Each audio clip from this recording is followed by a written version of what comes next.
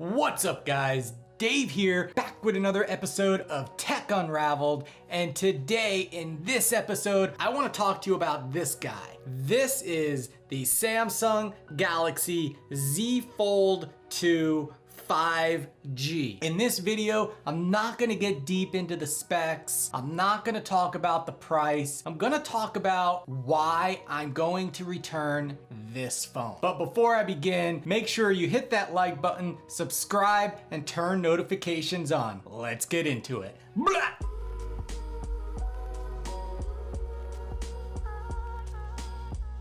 So the future is here with the Samsung Galaxy Z Fold 2 5G.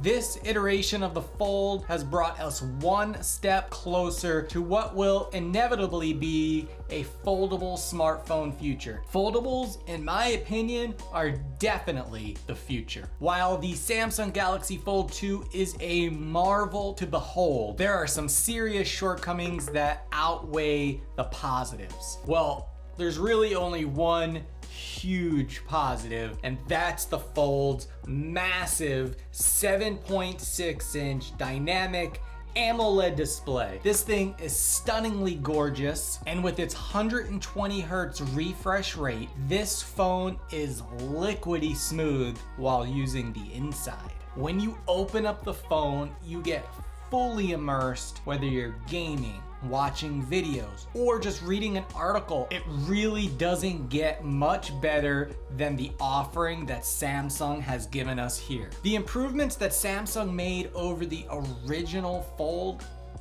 amazing. Outer display is like twice the size. If you open it up, there's no more ugly notch. The bezels are almost non-existent, and there's just one small hole punch right up front. But for me, that is where the happiness ends. When folded, the phone is thick and heavy. It reminds me of one of those old school brick phones, and that might be a bit of an exaggeration, but you kind of get the idea. It's big and bulky to hold in your hand. It's like a giant candy bar. I usually carry my phones in my back pocket. It's like having a brick in my back pocket, sagging it down all the time. I could get over that, but the front display is 6.2 inches and is too narrow to be useful. Everything is a bit cramped, which is a shame because the front display turns out to be your primary display since you use it the most, so you don't have to always open and close, open and close. I have noticed myself using the front more than the inside just to get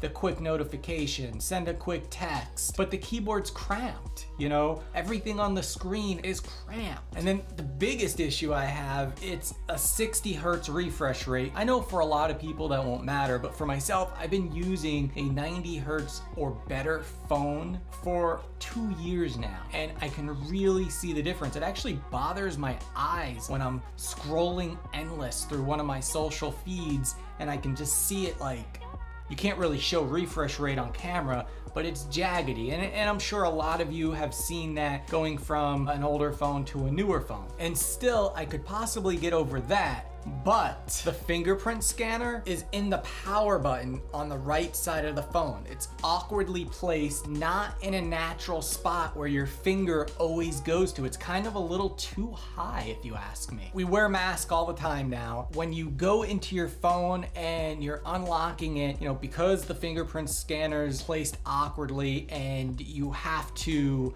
use your PIN code, your palm of your hand is actually hitting the fingerprint scanner right here. As you can see, it's always just interrupting having to put in your passcode. So because of this, it takes twice as long to log into your phone. I longed for a simpler, more straightforward way, and I could get over that too, but yes, the Samsung Galaxy Z Fold 2 5G is a chore to use. It is a process to unlock. It is a process to type on. It's a process to go from outside to inside. And let me tell you what I mean by that. Most of us have muscle memory when we're opening up an app. We kind of swipe to one screen, open up the folder, hit the app, and you're in. A lot of times you just don't even look at what you're doing because you know exactly where the app is. On the Fold, you have your apps set up in a certain way on the front screen,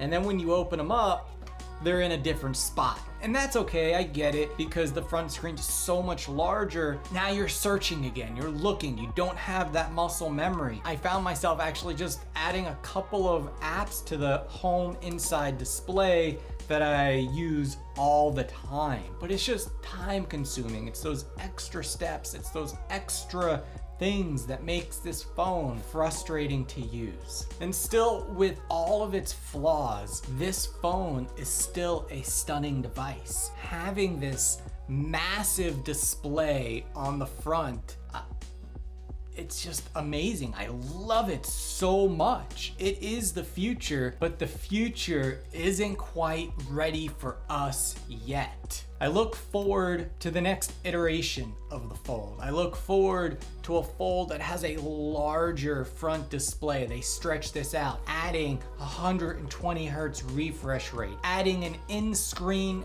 fingerprint scanner. I look forward to the next generation, which might be the perfect Fold.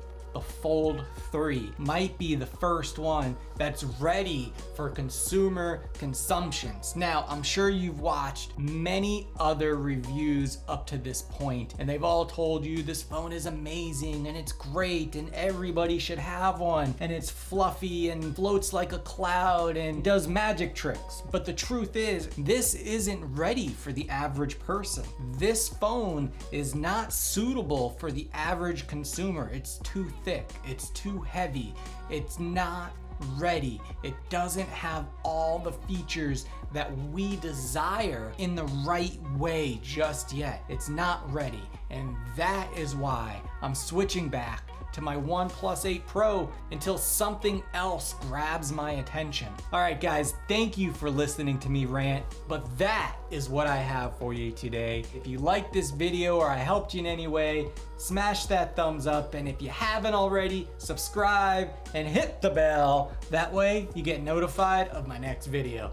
Peace! I'll talk to you in the next one. All right, B-roll time.